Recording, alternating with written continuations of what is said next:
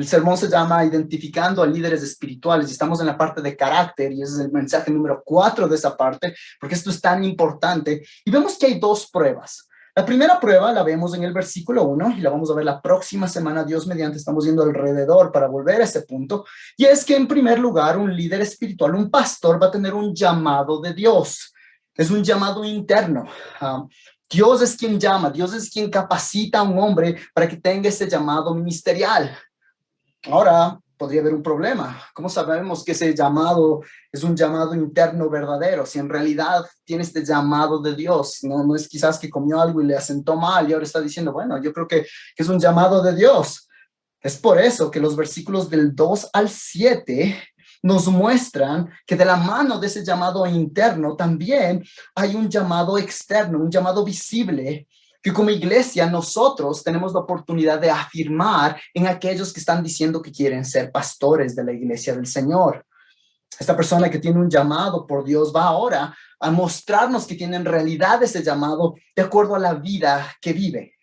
Tiene una vida ejemplar. Noten que digo una vida ejemplar. No estoy diciendo una vida perfecta. Es una vida ejemplar, una vida que tú dices, bueno, yo quiero seguirle a esa persona mientras sigue a Cristo, el principio de imitación que lo vimos hace algunos meses. Y eso muestra que hay en realidad ese llamado. Y nosotros vemos desde el versículo 2 hasta el versículo 7 que hay una lista de requisitos que deben ser verdaderos en la vida de este líder espiritual. Además, si ustedes van a Tito, no tienen que ir allá, pero si tú vas a Tito, capítulo 1, de los versículos del 6 al 9, vas a encontrar una lista paralela que realmente casi es una copia la una de la otra, porque Dios está hablando y diciendo, esto es lo que tiene que ser, cómo se tiene que ver la vida de un líder espiritual. Ahora, hay algunas cosas interesantes cuando vemos esta lista, y la voy a leer para ustedes. Y dice, versículo 2, un obispo debe ser, pues, irreprochable, marido de una sola mujer, sobrio, prudente, de conducta decorosa, hospitalario, apto para enseñar, no dado a la bebida, no pendenciero, sino amable, no contencioso, no avaricioso, que gobierne bien su casa, teniendo a sus hijos sujetos con toda dignidad. Pues si un hombre no sabe cómo gobernar su propia casa, ¿cómo podrá cuidar de la iglesia de Dios? No un recién convertido, no sea que se envanezca y caiga en la condenación en que cayó el diablo. Debe gozar también de una buena reputación entre los de afuera de la iglesia para que no caiga en descrédito y en el lazo del diablo. Entonces, hermanos, mientras vemos esta lista, la primera observación que quiero que hagamos, que hemos hecho anteriormente, es que esta lista no es nada del otro mundo. Esperaríamos que en la lista para líderes encontremos cosas que tú digas, eso es imposible para mí, pero mientras lees esta lista, todo esto deberían ser cosas que cualquier creyente común y silvestre debería decir, yo quiero vivir esas cosas, yo quiero ser una persona que tiene ojos solamente para la persona que el Señor me ha dado, no dado a la bebida, no pendenciero, amable, o sea, nada del otro mundo. Estas son características para cada creyente. La vida de cualquier cristiano debería poder ver esto y decir, esa es una muy buena guía de quién quiero ser yo, no solamente los líderes. Los líderes tienen más rendición de cuentas para esta lista y deben ser ejemplo, pero no es que hay algo que le piden a los líderes que no se le pide a otras personas. En otras palabras, estas no son características solamente para aquellos que quieren ser líderes, son características para cada creyente que quiere vivir su vida en respuesta de adoración a lo que el evangelio ha hecho en su vida. Ya que Cristo murió por mí, ya que soy santo ahora, quiero vivir en esa santidad en luz del evangelio, ¿sí? Ahora les digo abiertamente, esto es un gran llamado para nosotros y hay dos llamados al empezar que tenemos que tener en mente. En primer lugar, esto significa que cada creyente que está escuchando esta serie, nuestra oración es que cada creyente en la fuente, que llama a la fuente su iglesia, y Dios mediante esas visitas también puedan decir, qué bendición, esto me anima a caminar en santidad, a caminar en luz del evangelio de una manera nueva, de una manera fresca, una manera en la cual puedo ver claramente áreas donde Cristo quiere que cambie y por mi amor a Cristo quiero cambiar en esas áreas para la gloria de Dios. Uno. Número dos, nuestra oración también es que esta serie de liderazgo no solo nos anime a todos a crecer como discípulos, pero también que Dios mediante esta serie sirva para picar los corazones, porque como dijimos, Dios es el que llama a personas al ministerio. Yo estoy convencido de que mientras predicamos esta serie va a haber corazones de hermanos en nuestra iglesia que están diciendo, quizás Dios me está llamando al ministerio. Quizás Dios me está llamando a ser pastor en la iglesia La Fuente también, del equipo pastoral de la iglesia La Fuente. Estamos orando por eso y hay personas que han conversado conmigo y oro de que el Señor traiga claridad en esas conversaciones, ¿sí? Bueno, entonces con eso como preparar, hemos visto hasta ahora ya 10 características y ya las leí, entonces irreprochable significa que es una persona que no tiene mangos en su vida, nadie puede traer reproche en la vida de esa persona, tiene una vida que dices, wow, es una vida ejemplar, marido de una sola mujer, sobrio, moderado, prudente, sensato, de conducta decorosa, que significa que tiene una vida respetable, una vida ordenada, es una persona hospitalaria. Los pastores y como cristianos tenemos el llamado de acercarnos a las personas. Cuando normalmente las personas se alejan, nosotros nos acercamos a tratar de ser de bendición. Qué tiempos tan importantes del día de hoy, que ahora todo el mundo está con máscara y está bien, cuidémonos. Pero el peligro es que cuando vemos a alguien con máscara, ya no vemos nuestro deseo de que, cómo puedo animarle, sino como que, uy, quizás tiene el virus y me alejo. Tenemos que orar y pensar cómo puedo escribirle, cómo puedo todavía mostrar el carácter cristiano en estos tiempos. Número 7, era apto para enseñar. Es una persona que cuando tú ves que abre la palabra de Dios o cuando habla de Dios, tú sales diciendo, wow, he crecido en mi entendimiento de Cristo debido a las palabras que dijo la persona. No dado a la bebida, no pendenciero, sino amable, no contencioso, no avaricioso. Eso significa que no es un amigo, no es una persona que ama el dinero, sino que ve el dinero como una herramienta para que el evangelio crezca, no para hacerse rico, sino para que el evangelio se vea como lo más rico y lo mejor del mundo. Y con eso en mente, amados, ahora sí, llegamos al versículo 4. Por favor, acompáñenme al versículo 4. Y antes de llegar al versículo 4, quiero que me acompañen en oración una vez más. Padre, gracias por este tiempo. Te quiero pedir que mientras cubrimos un montón de contenido el día de hoy, ayúdenme a ser claro, a ser conciso con mis palabras y que tú seas glorificado mientras formas a Cristo en esta iglesia, en cada creyente. Te agradezco por los jóvenes y niños que veo en la cámara, Padre. Gracias porque están aquí. Qué lindo verles. Ayúdame a hacer utilidad para ellos también, y a los más grandes también, Padre. Glorifícate en nuestro tiempo juntos. En el nombre de Cristo Jesús oramos. Amén. Bueno, entonces con esto llegamos al versículo 4. El día de hoy, si el Señor lo permite, vamos a ver los 3 últimos requisitos. Y para entrar nos damos cuenta de que Pablo frena un poco el ritmo con el cual nos ha estado hablando. Y digo que él frena su ritmo porque noten que hasta ahora ha sido una lista de características. Y junto a la característica solo sigue la siguiente característica. Hoy vemos que Pablo da la característica y inmediatamente nos da una mini explicación del por qué o el peligro de si no tenemos en cuenta esa característica. Entonces, por ejemplo, observen el versículo 4 y 5. Versículo 4, que gobierne bien su casa, teniendo a sus hijos sujetos en toda dignidad, que es lo que debe hacer. ¿Por qué? Pues si un hombre no sabe cómo gobernar su propia casa, ¿cómo podrá cuidar de la iglesia de Dios? Y vamos a ver algo parecido en los otros versículos también. Entonces, veamos esto. Esta primera característica, la característica número 11 de nuestra lista, vuelve de nuevo a la relación más cercana del líder. Es fundamental entender, amados, que antes de hablar de la iglesia, antes de hablar de la misión, del ministerio, de predicar, de discipular, de aconsejar, de enseñar, de ministrar, de ayudar, de traducir, de ser misionero, de ser evangelista, de ser, etcétera, etcétera, la lista empieza y ahora termina con la familia del ministro. En el versículo 2 vimos que hay un enfoque en su esposa. Ahora en el versículo 4 vemos que habla de la familia de una manera un poco más general. Esta característica se enfoca en la idea de que puede gobernar su familia. Ahora, ¿qué significa gobernar? Tenemos malas experiencias con gobiernos, entonces tenemos que clarificar esto. La palabra gobierna en el original está compuesta por 2 raíces que literalmente significan ir y adelante. Entonces es una persona que encabeza, uno que está a cargo, una persona que preside, podríamos decir, ¿no? ¿Cómo se ve esto prácticamente? ¿Cómo se ve una persona que preside? Y para eso podemos estudiar un poco más de esta palabra y cómo se la usa en el Nuevo Testamento. La Biblia explica la Biblia. Entonces, en el Nuevo Testamento esta palabra se usa 8 veces. Se la traduce a veces como dirigir, a veces se la traduce como ocuparse o a veces como gobernar. Entonces, por ejemplo, déjenme leer alguno de esos versículos. En Romanos 12:8 dice lo siguiente: el que dirige con diligencia. Entonces, parte de ese gobernar va a ser el hacerlo con diligencia.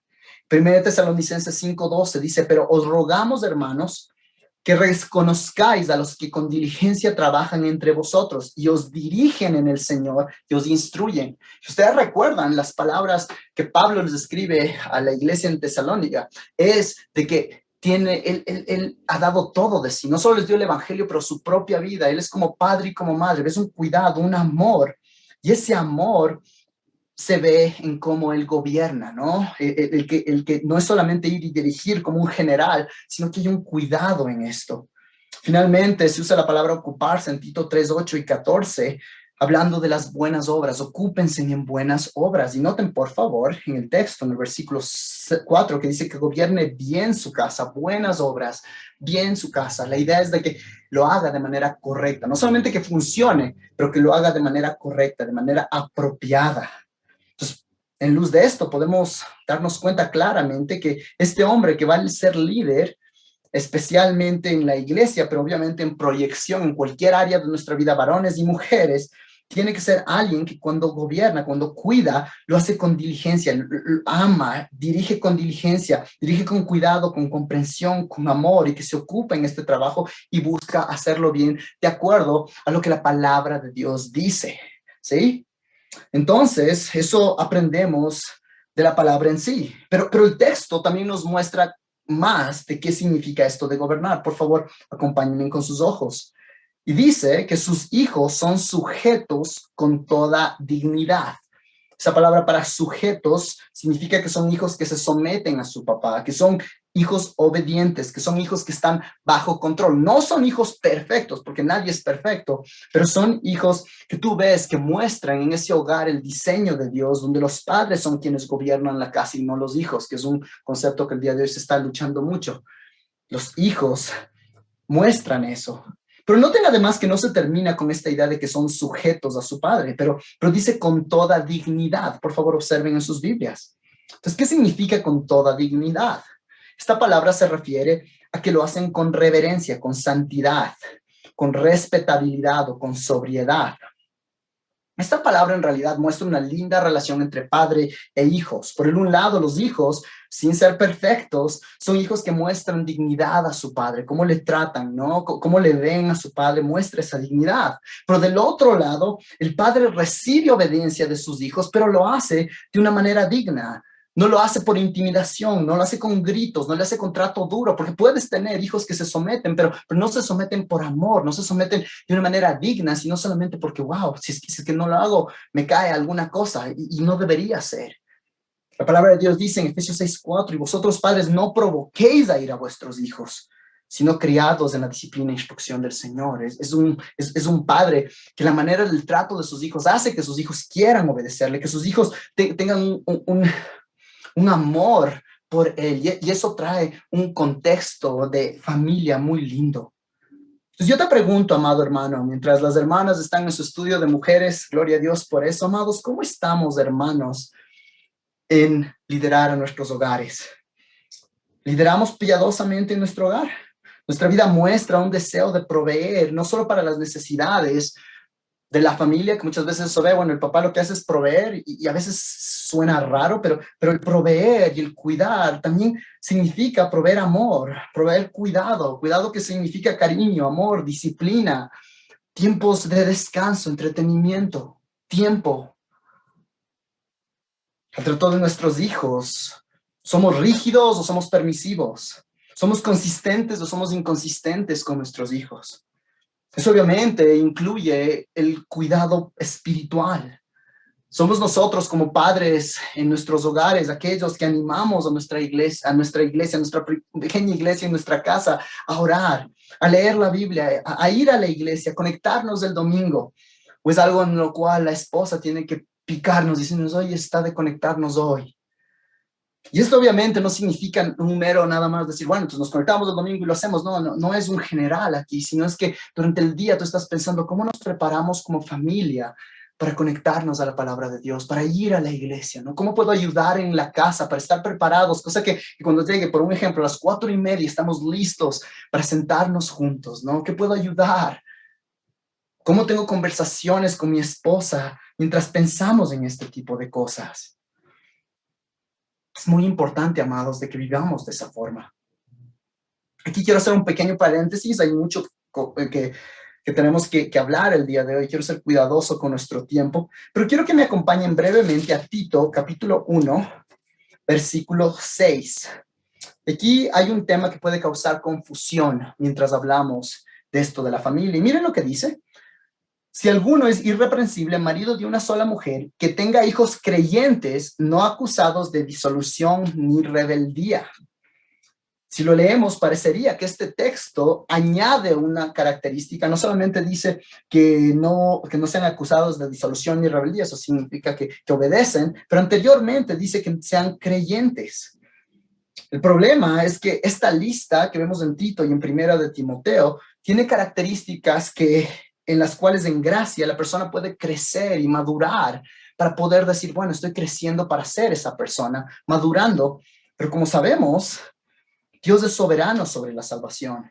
Entonces, no creo que podemos pedirle a un pastor que sus hijos sean creyentes cuando él no tiene nada que pueda hacer para salvar a sus hijos. Él puede proveer, obviamente, un ambiente donde el evangelio se ve y donde ha compartido el evangelio, donde es un modelo del evangelio en perfección e imperfecciones. Eso puede hacer, pero él no puede salvar a sus hijos. Hermanos amados, eso es algo que me saca lágrimas cuando pienso en mis propios hijos. Yo no puedo salvar a Nox, yo no puedo salvarle a la Willow, pero puedo orar por ellos.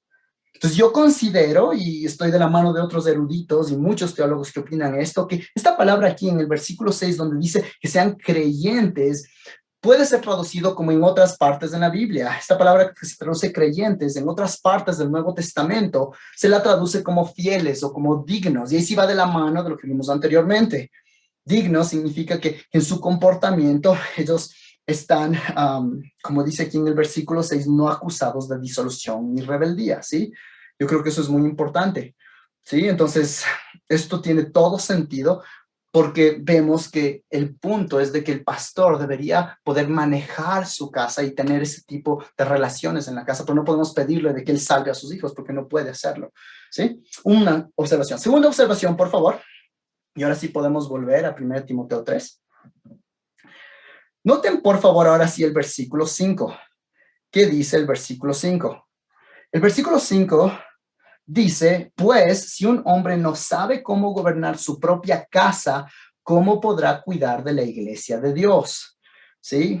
La casa de Dios. Y esto tiene todo sentido y esto es clave que lo entendamos. Si recordamos, la Biblia muestra a la iglesia no como una organización, no como un negocio, no, sino lo muestra como una familia. La semana pasada hablábamos de los unos a otros y decíamos que amamos con un amor fraternal, como hermanos. En Efesios 2:19 dice que somos de la familia de Dios. En 1 Timoteo 3:15 dice, te escribo para que sepas cómo deben conducirse uno en la casa de Dios. La misma idea en la casa de Dios. No tenemos tiempo para ir, solamente escuchen esto, pero eventualmente en 1 Timoteo capítulo 5, al decir cómo debían tratarse, escuchen lo que dice, no reprendas con dureza al anciano, sino más bien exhórtalo como a padre, a los más jóvenes como hermanos, a las ancianas como a madres, a las más jóvenes como hermanas, con toda pureza. El trato que debemos tener como iglesia es una en la cual nos tratamos realmente como hermanos, como hermanos, como hermanas, como padres, en ese sentido, esas deberían ser las relaciones que tenemos. Entonces, la iglesia debe verse como una familia.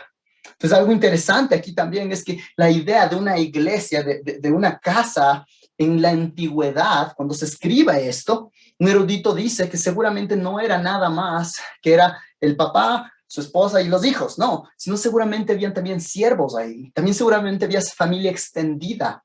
Entonces, una manera como la iglesia puede ver si una persona está lista para ser líder, tiene que ver también de cómo maneja esas relaciones y cómo maneja el ritmo de esa familia. Qué interesante me parece eso, porque la idea aquí no solamente es que ves el carácter de ese pastor o esa persona que quiere ser pastor, que ves que tiene un enfoque en cuidar a su familia, pero que mientras cuida a su familia también tiene las habilidades de delegar, de poder conversar con su esposa, de poder conversar con sus hijos, de quizás poder conversar con otras personas alrededor, de tal manera que tú ves que de esa mini iglesia, su hogar está edificándose. Entonces, al pensar en líderes espirituales, aquellos que van a manejar bien su iglesia, la familia tiene un lugar específico. Cuando tú ves a una persona que está manejando bien su familia y ves las relaciones entre familia, cómo se tratan, una iglesia puede decir, si es que así ayuda a que se fomente ese tipo de vida de familia dentro de la familia, esa persona va a ayudar a que se fomente ese mismo tipo de trato entre nosotros a nivel colectivo como iglesia. ¿Se dan cuenta de la diferencia? Es algo totalmente hermoso. Muchas veces en nuestros tiempos no buscamos el ejemplo de familia, sino vemos quién es el que da más resultados, quién es el que qué sé yo, que se lo ve como más organizado, etcétera, pero no ayudan a fomentar un sentido de familia, que es como debería verse la iglesia. Me gusta cómo lo pone Tim Challies. Él dice la casa en lugar de la oficina o el aula. Yo añadiría el seminario, el viaje misionero. Es el campo de prueba donde confirma la capacidad de liderazgo de un hombre. ¿Sí? Hay personas que son unos tigres con los hermanos, con los amigos, en el trabajo, pero si tú ves, su familia está hecho pedazos. Entonces, que está lista para ser un líder espiritual. La familia de un pastor debería poder decir, cuando alguien le invitan a ser un pastor, o cuando alguien está considerando una esposa, podría ser mi esposo, unos hijos, podría ser mi papá, va a ser de gran bendición para la iglesia si Dios le da la oportunidad de realmente solamente proyectar lo que ha hecho con nosotros en nuestro hogar al nivel de la iglesia. Llamados, pausa aquí. Todo esto es una evidencia de gracia. Ninguno de nosotros puede decir, yo hago esto. No, no, no. Todos nosotros esto nos debería llamar, hermanos amados, a nuestras rodillas, decir, Padre, ¿quién es posible de vivir de esta forma? Y todos diríamos, yo no. Y es en Cristo que nos fortalece, que seamos hermanos, padres, esposos, que nos lanzamos a los pies de Cristo, decir, yo no puedo hacer esto solo. Dios, ayúdame, ayúdame. Y somos personas que pasamos tiempo en oración, amados. Amén. Número 2. Punto número 12. No un recién convertido. Vemos esto en el versículo 6. Por favor, observen conmigo y dice, no un recién convertido, no sea que se envanezca y caiga en la condenación en que cayó el diablo. Este es la punto número 12. Si tú tienes la Reina Valera, quizás, ves que la palabra dice de que no sea un neófito. Esta palabra en el original, neófito, viene de dos palabras también, neos, que tiene la idea de algo nuevo, algo joven, algo fresco, y la palabra crecimiento o crecer. Entonces, algo que es nuevo en su crecimiento. Es más, esta palabra neófito se lo usaba para un árbol que estaba recién plantado, ¿no? Un retoño. Entonces, quiero que pienses en esa idea y digas, a ver, ¿cómo se ve un retoño? ¿Cómo se ve un árbol recién plantado? Ese árbol recién sembrado no es un árbol fuerte, ¿verdad? No es un árbol sólido, es débil, es frágil, es fácil de doblar, necesita mucho cuidado. Y el punto aquí es que hay una tentación de ver a alguien que muestra un poquito de crecimiento, un crecimiento fresco, un crecimiento nuevo, que es emocionante, y rápidamente decirle, ¿sabes qué? Hazle líder. ¿Por qué? Porque hay tanta emoción, hay tanto deseo. Pero la falta de madurez espiritual de un neófito, de un recién convertido, le pone a esa persona y a la iglesia en un lugar peligrosísimo. Y Pablo nos dice cuáles son esos peligros. Por favor, observen. En primer lugar, dice, no sea que se envanezca.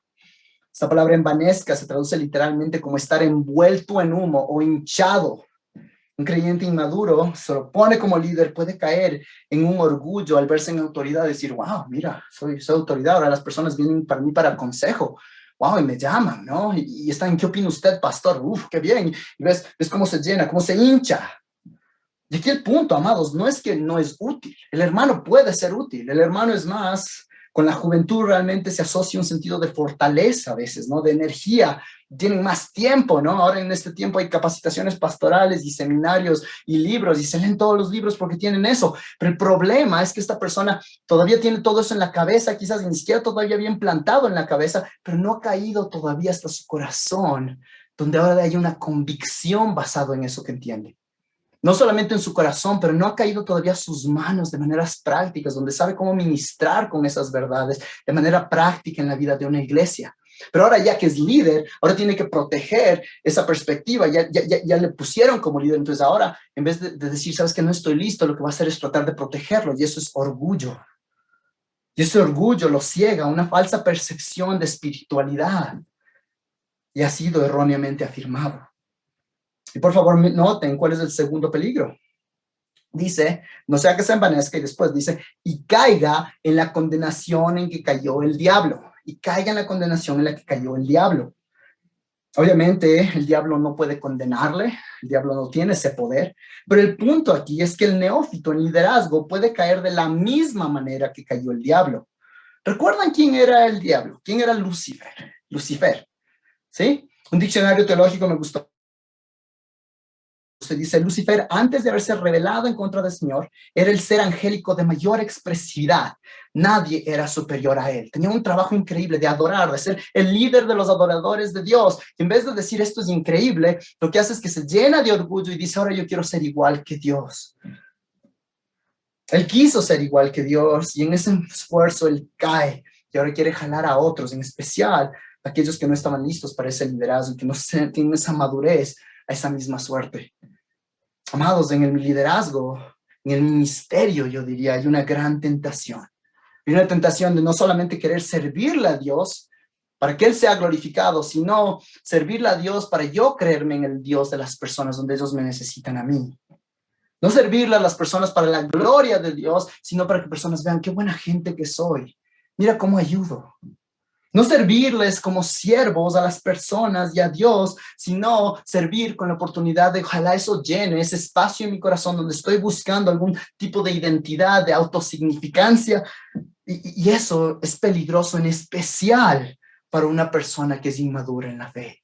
Eso puede destruir a una persona y tenemos que tener muchísimo cuidado con eso. A veces vemos una persona que le vemos con potencial y de una le lanzas y después le destruyes. No solamente le destruyes a esa persona, pero de esa manera también lastimas a la iglesia. Yo lo he visto una y otra vez. En el deseo de tan solo crecer rápido, se hace esos movimientos y lastima a las personas.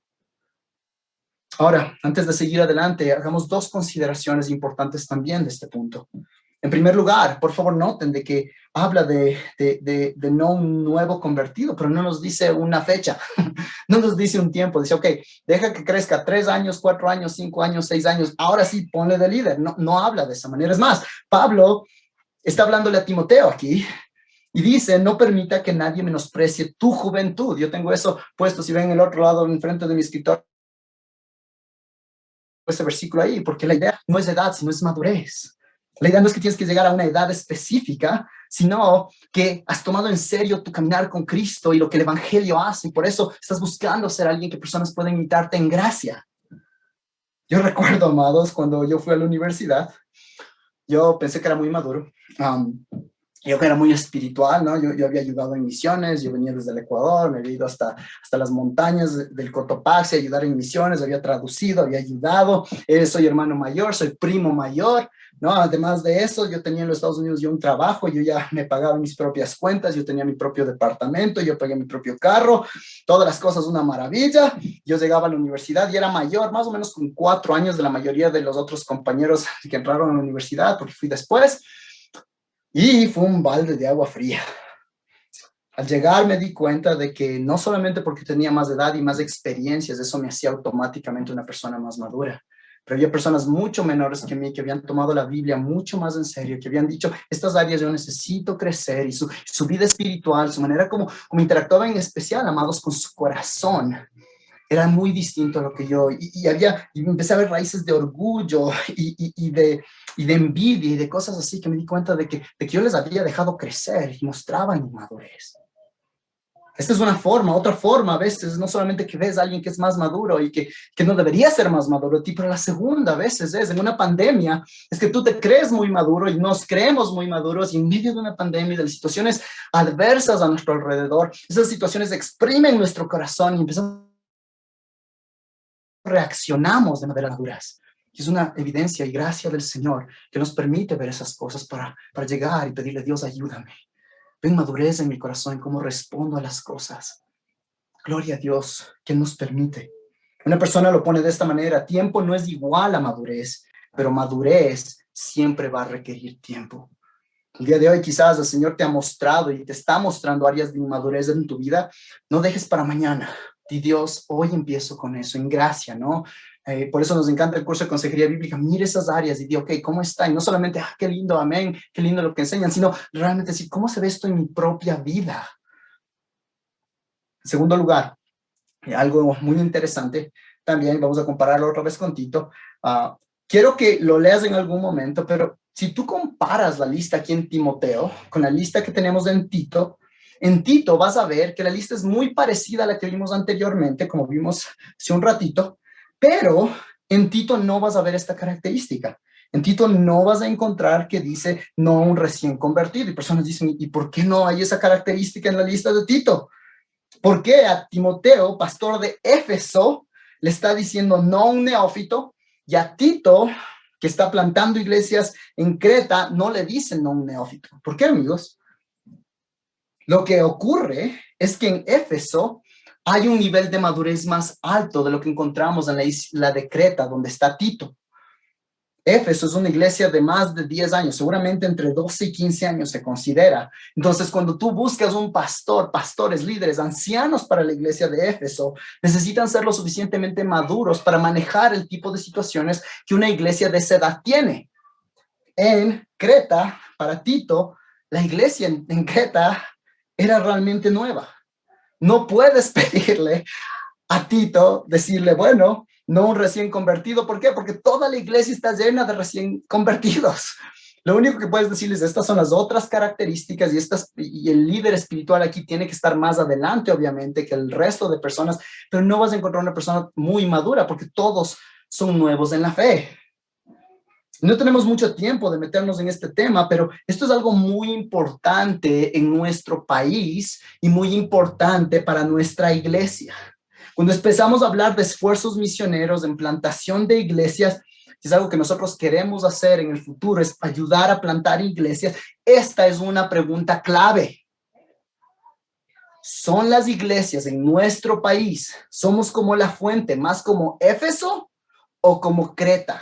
Eso significa qué tipo de líderes deberíamos afirmar. Somos más como Éfeso, necesitamos asegurarnos de que estos líderes van a ser lo suficientemente maduros para liderar a la iglesia y ser un ejemplo en madurez. Si somos como Creta, el enfoque no va a ser tanto en madurez porque todos son inmaduros, y en ese contexto necesitas solamente personas que muestran potencial para crecer. Yo creo que muchas veces en movimientos de misiones no se piensa en esto, sino solamente tomamos este modelo para todos, ¿no? Entonces, son buenos acolites, ponle de líder. No, no, no, debemos ver madurez. Yo les quiero pedir, por favor, aquí, amados hermanos de La Fuente y hermanas, oren por eso. Actualmente estamos terminando la revisión del proceso para futuros pastores en La Fuente, como estamos hablando. Les puedo decir que el proceso actual es mucho más riguroso que el proceso anterior que se tenía, y es por eso, porque estamos tratando de ver dónde estamos como iglesia. Estamos personas maduras. Entonces tenemos que orar mucho por eso, y orar de que en lugares donde no hay iglesia se pueda plantar iglesia, y tampoco hay pegar un modelo que es inalcanzable para las personas.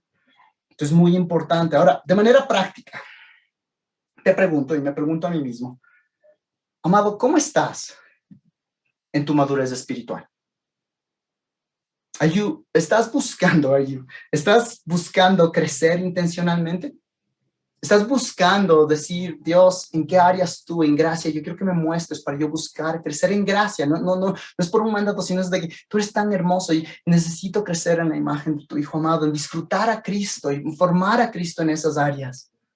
El día de hoy hay tantas distracciones de teléfonos, de juegos de video, de películas, de Netflix, de todas esas cosas, y todas esas cosas, qué bendición. Muchas de ellas, todas ellas pueden ser usadas para la gloria de Dios, pero hay un momento donde quizás en inmadurez nos dejamos controlar por esas cosas. ¿Cómo estás con esas cosas, amigo? ¿Cómo estamos en crecer en madurez? Y esto nos lleva finalmente al último punto de nuestro sermón, el último punto de esta sección, que está en el versículo 7. Y aquí termina Pablo la lista de manera similar como empezó. Por favor, lean conmigo. Dice: debe gozar también de una buena reputación entre los de afuera de la iglesia, para que no caiga en descrédito y en lazo del diablo. Pablo cierra esta sección de manera similar como empezó en el versículo 2, y hace dos cosas parecidas. En primer lugar, noten de que dice debe. En el versículo 2 dice un obispo debe ser. Esto una vez más no es una sugerencia, no es algo que ojalá, por favor, consideren, o mientras están buscando líderes, yo sé que hay un montón de cosas, cuántos seguidores tienen en Facebook, qué tan chévere es, etcétera. Sí, está bien, pero esto es realmente lo que debe ser, ¿sí? Cristo es la cabeza de la iglesia y él dice, yo quiero que ese líder debe tener esta característica. Y no solamente que repite este debe, pero también repite, por favor, noten lo que vimos en el versículo 2 de una manera distinta. Y en el versículo 2 dice, un obispo debe ser pues irreprochable. Y en el versículo 7 dice, debe gozar también de una buena reputación. Es importante, cómo personas le ven a esta persona en su vida. Cuando dice debe gozar también de una buena reputación, esta idea se traduce como un testigo, como una evidencia. La palabra más común que se puede usar es cómo está su testimonio. No sé si han escuchado, a veces se dice, oye, tienes que cuidar tu testimonio, cuida tu testimonio. Y la idea es que para un líder debe haber una confirmación positiva, buena, concerniente al carácter de esa persona. Sí, y esto no es algo nada más que tú dices, bueno, el día de hoy esta persona tiene buen testimonio, pero ayer no, ¿no? Sino es algo que ha pasado por un tiempo, ¿no? No le puedes obviamente decir cómo le fue antes de que fuera cristiano, pero desde que es cristiano ha pasado el suficientemente de tiempo de que hay una perspectiva y de credibilidad en la vida de esta persona, ¿no? Hay una credibilidad que ha pasado tiempo y vemos que no hay reproche. ¿Y de dónde viene este reproche? Y esta parte me parece súper interesante y quizás nos sorprenda, pero noten en el texto dice, debe gozar también de una buena reputación. ¿En dónde? Entre los de afuera de la iglesia. Afuera de la iglesia. Eso quizás nos ponga incómodos a algunos, porque estamos acostumbrados a veces, y una tentación en el mundo cristiano evangélico de desconectarnos de las cosas del mundo, estos mundanos desde afuera. Lo que empezamos a hacer es crear una mini cultura cristiana donde tenemos nuestra propia música, nuestro propio lenguaje, un gueto cristiano con una subcultura, nuestras propias cosas, de tal manera que la única manera donde salimos a veces es solamente para juzgar a las personas. Mira lo que hicieron, mira, y no nos quieren, ¿sí? Aquí Jesús dice que el líder espiritual debe tener un buen testimonio delante de esas personas de afuera de la iglesia. Las personas en este mundo deberían poder ver a un líder en la iglesia y no estar sorprendidos que es un líder. No, si tú ayudas en una iglesia y alguien en tu día a día afuera, tú le dirías, ¿sabes qué? Yo ayudo, ¿no? Yo soy pastor, yo soy facilitador, yo ayudo de esta o de otra manera en la iglesia. Personas dirían, ¿en serio? Nunca había pensado eso. Una pregunta buena para hacernos aquí es, ¿se sorprenderían tus compañeros de trabajo? ¿Se sorprenderían tus compañeros de la universidad? ¿Se sorprenderían tus familiares no creyentes al saber que asistes a una iglesia? Para los líderes, para los facilitadores, se sorprenderían de saber que eres uno de los líderes de la iglesia. No eres un líder estilo agente 007, ¿no? Que soy líder aquí adentro, pero allá afuera ahí sí ya nadie me conoce, ¿no? Vivo una vida totalmente distinta. Y obviamente, amados, esto no se refiere a que el mundo esté de acuerdo con lo que prediques.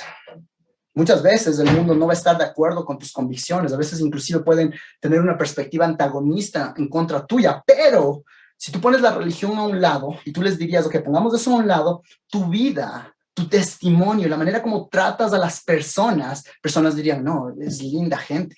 No estoy de acuerdo con cómo piensa de estos temas importantes del día de hoy, pero tú ves que es una persona amable. Tú ves que es una persona que trabaja arduamente. Tú ves que es una persona que trata a las otras personas bien, es una persona de integridad, es una persona amorosa, es una persona amable, es una persona preocupada, es una persona generosa, es una persona que muestra autocontrol, es una persona bondadosa. Tus vecinos te conocen como buena gente, no eres la primera persona que siempre sale a pelearse por cualquier cosa. Es el primero que te quejas en todo. En el día a día, la persona que quizás te sirve en el restaurante podría venir y testificar en ti de que sabes que inclusive el otro día se quemó la comida y la respuesta no fue de que, ay, qué bien que se quemó, sino tú veías una respuesta distinta.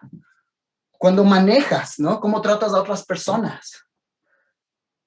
¿Cómo se ve de todas esas cosas? Personas podrían venir y decir, no, totalmente, no, a mí me sorprendió. Yo les cuento aquí un testimonio personal. Cuando iban a hacer la Willow, yo estaba totalmente estresado y no me justifico por lo que voy a decir en un momento, pero estaba entrando al parqueadero en un lugar para ir a coger comida y teníamos una cita médica después y empiezo a manejar y del otro lado en contravía se mete otro carro, iba al parqueadero que era solamente para personas embarazadas y personas, y va y se va a parquear y yo dije, no te vas a meter y aceleré y me metí. Y obviamente no fue lo más sabio el hacerlo, les digo honestamente y lo confieso.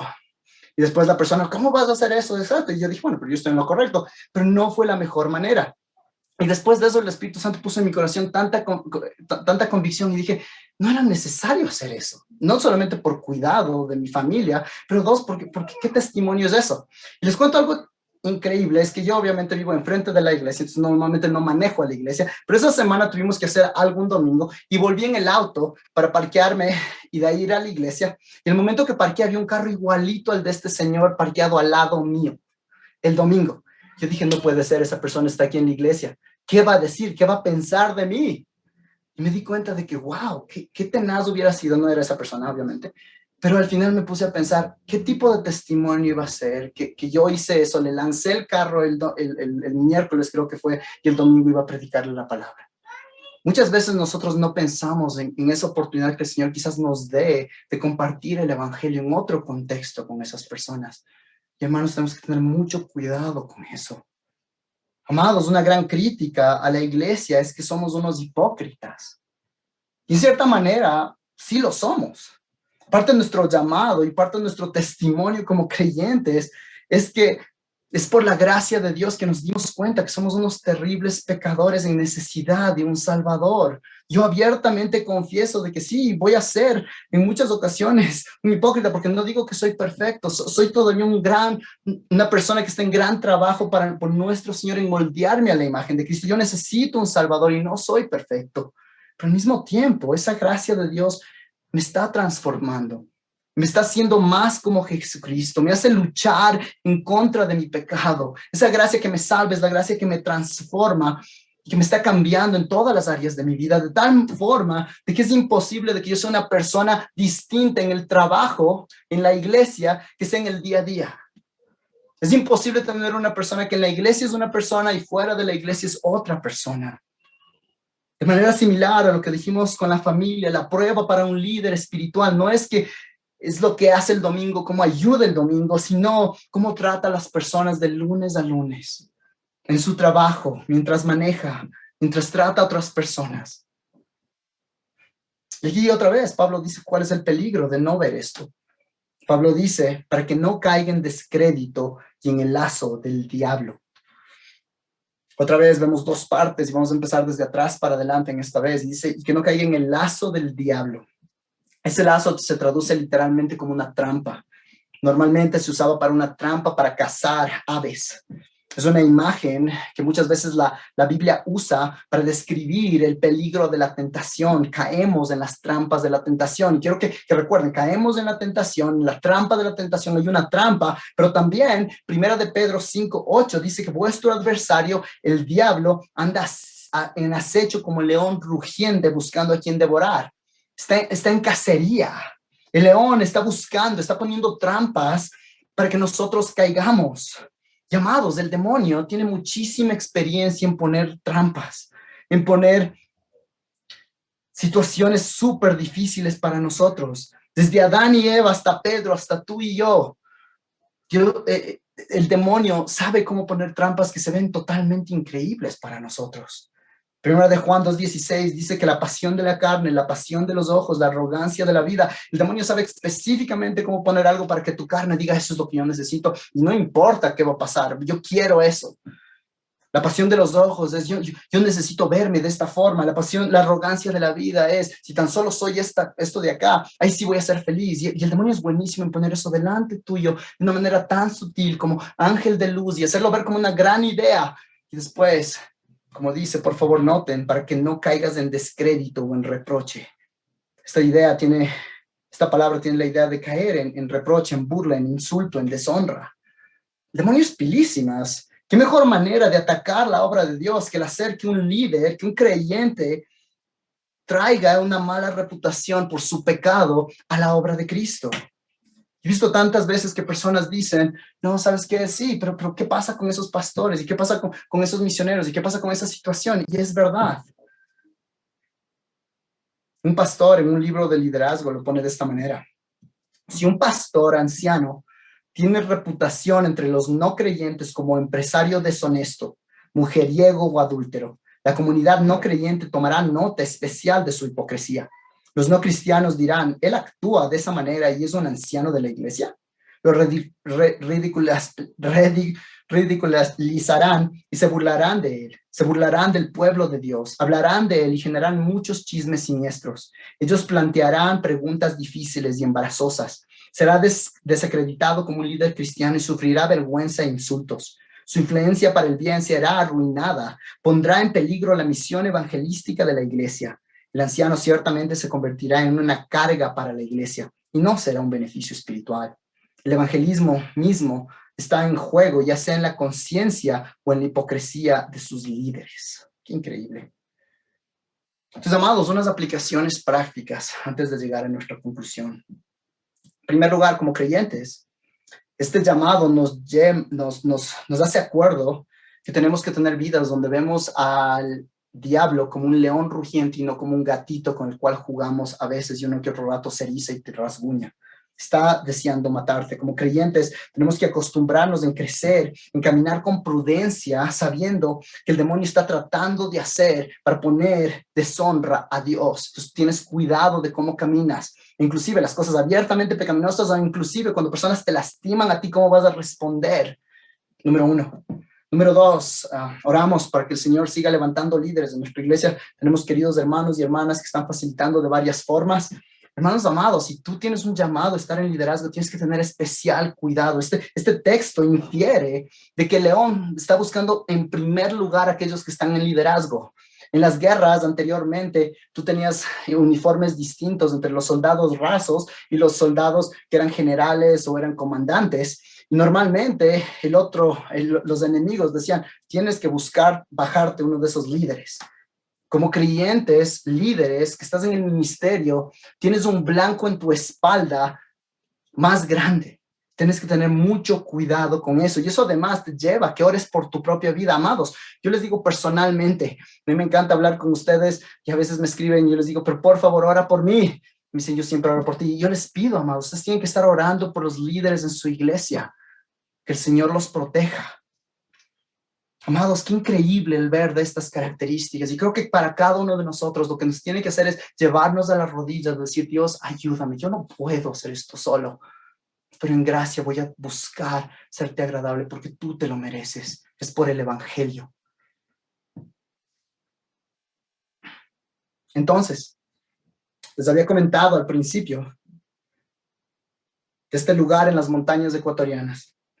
Les había comentado de que hubieron un montón de accidentes. Personas se acercaban, ¿recuerdan? Al filo y a veces se caían, ¿no? Y a veces se rompían un hueso o a veces caían a su muerte inminente. Entonces las autoridades se reúnen. Las autoridades se reúnen y después de crear una mesa técnica finalmente deliberan y dicen, este es nuestro plan de acción. Y terminan con esto y empieza obviamente un gran contrato y muestran esto en redes y gran rueda de prensa y dicen lo siguiente: el plan va a ser el comprar un helicóptero de emergencias de última tecnología y varias ambulancias y un staff que monitoree el sector y estén al pie de la montaña las 24 horas del día. Obviamente, después de unos años, una evaluación mostró que este programa, esta idea, estaba en realidad salvando a algunas personas. Algunas personas que caían ya no fallecían, sino tenían un cuidado rápido. Ese helicóptero los podía llevar a algún otro lado. La mortandad había bajado, pero ahora teníamos un nuevo problema.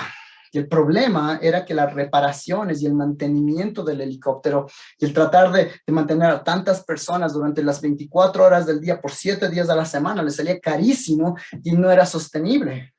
Entonces dijeron, no, tenemos que reunirnos de nuevo, tratar de buscar una nueva solución. Entonces una persona, después de esta larga reunión donde decían, no, quizás un mejor helicóptero, no sé, vale la pena hacerlo de esta manera, alguien levantó su mano, tomó el micrófono y dijo lo impensable. Quedó viendo a las personas y dijo, ¿saben qué? ¿Qué tal si lo que hacemos es poner una cerca de seguridad en el tope de la montaña? Lo hicieron. Y después de eso no hubieron casi ninguna víctima mortal. La reja de seguridad permitía cuidar a las personas de la mejor manera posible. Ustedes dirían que raro que nos cuente esa historia. ¿A qué se refiere? Obviamente es una historia ficticia. Amados, escuché esto también de un hermano pastor, y él decía lo siguiente, y él decía que como cristianos, como iglesia evangélica, nos encanta encontrar nuevas perspectivas, ¿no? Nos encanta pasar tiempo buscando cuál es la nueva moda en helicópteros de rescate, cuáles son las maneras más sofisticadas de hacer recorridos de ambulancias, ¿no? ¿Qué uniformes son los mejores para subir y bajar las montañas? ¿Cuáles deberían ser los pasos necesarios para esas personas que se cayeron? Y es verdad, tenemos que estar listos para responder cuando personas están en dolor. Pero Pablo levanta la mano, inspirado por el Espíritu Santo, y dice, amados, yo les estoy diciendo aquí claramente, Cristo nos está diciendo cómo ponemos la reja de seguridad arriba.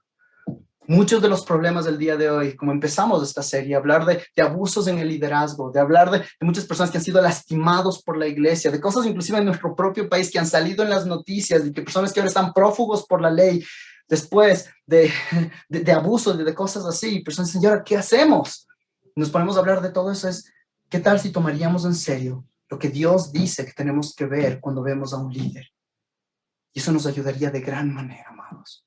Yo quiero que me acompañen ahora, antes de cantar una canción, para orar juntos, de que Dios primero nos conceda a cada uno de nosotros ser personas que vivimos en luz, vivimos fieles a este llamado en gracia, en pensar en quién es Cristo, y que Dios siga trayendo, Dios mediante líderes piadosos, de que tú puedes decir, son dignos de seguir, y que estamos viendo aquí primero las características antes de pensar en liderazgo, de qué es lo que dice el mundo, qué es lo que dice Steve Jobs, qué es lo que dice Amazon.com, no, qué es lo que la Biblia dice, y ser fieles a la palabra de Dios. Yo confío de que con eso, quizás la iglesia no va a crecer inmediatamente, pero vamos a crecer de las maneras que a Dios le importan.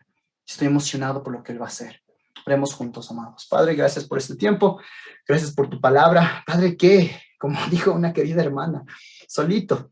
Ha sido tan duro predicar esto, Padre, para mi propio corazón. Y oro que haya sido duro para los queridos hermanos y hermanas que están sirviendo en algunos ministerios, que haya sido duro y duro para los hermanos y hermanas que se sientan semanalmente en las bancas de nuestra iglesia, Padre. Tú eres un Dios santo, santo, santo, y nos pides que seamos así. Pero gracias porque sabemos que no podemos hacerlo si no es por ti. Y en primer lugar te pido que haya personas que quizás escuchan esto y dicen, tengo que ser más puntos suspensivos. Pero Padre, no, el punto es que primero tenemos que someter nuestra vida a ti. Tú nos das un nuevo corazón, un corazón que tiene esa tendencia ahora de buscar justicia. Y te quiero pedir de que eso sea verdadero en cada persona. Te quiero pedir de que si hay personas que están ahorita sintiendo convicción del Espíritu Santo, de que tú los traigas a la fe y arrepentimiento. Si hay personas, Padre, aquí de que ya te conocen, pero que hay áreas donde hay huecos, Padre, de que abran su corazón a alguien que les pueda escuchar y que puedan decir, yo necesito crecer en eso, y que eso seamos todos nosotros. Padre, además, en luz de esto, de que si hay personas que hemos observado que muestran estas características, de que tengamos conversaciones con ellos y les digamos, hermano, es considerado quizás ser pastor, y animemos, Padre. Gracias, Padre, porque al final nosotros no somos los que levantamos líderes. Nosotros solamente afirmamos y damos las oportunidades necesarias para lo que tú quieras hacer, Padre. Guarda nuestra iglesia. Guarda las iglesias de nuestro país, Padre, que tanto necesitan y que muchas veces totalmente no le paramos bola a esta parte y estamos enfocados más en resultados que en fidelidad. Padre, gracias por nuestra iglesia local. Ahora tú haz la obra que solo tú puedes hacer durante esta semana. En nombre de Cristo Jesús oramos. Amén.